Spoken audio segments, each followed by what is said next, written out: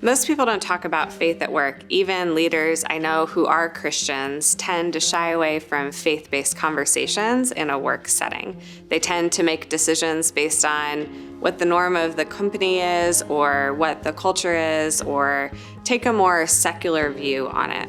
And I think in a lot of places it's hard to show up as your whole self, even when your whole self is your Christian self, which might really benefit the decisions that you're making in a work setting.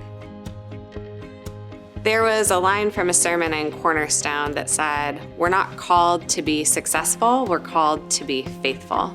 And I think as a leader in the private sector, it really forced me to look at what I was doing with the gifts that God had given me, whether that's making the tough call when it's the right call, or leading a team of people and helping them achieve their goals, or it's putting all of the influence and resources that you have at your disposal to work for good in the world.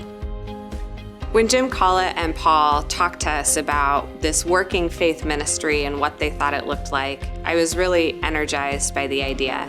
I think that a lot of my faith work has been around me as a wife, or me as a mother, or me as a person in the community. And I think that there is a need in our community at HPUMC to really look at that intersection of work and faith, especially when you look around at the caliber of leaders that we have the privilege of sitting next to every Sunday.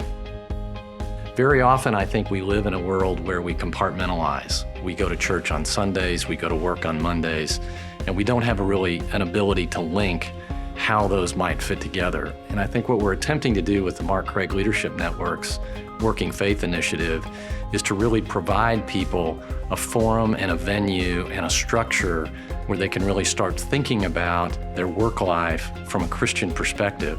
And this network that we've created, I think, is going to be a great opportunity for people to appreciate that, learn from other mentors, and really take that every day back to their jobs and to their lives. So for me personally, what this looks like is making sure that I care deeply about the people that I work with and that I'm serving them as I lead day to day. I think it gives me the courage to stand up when I think the right decision isn't being made, or it's being made for the wrong reasons, and have my voice heard in what I think the better outcome is and why. And I think at the end of the day, we follow the greatest leader of all time, and if we can do anything as a community to lead more like him, I think that holds power for our world.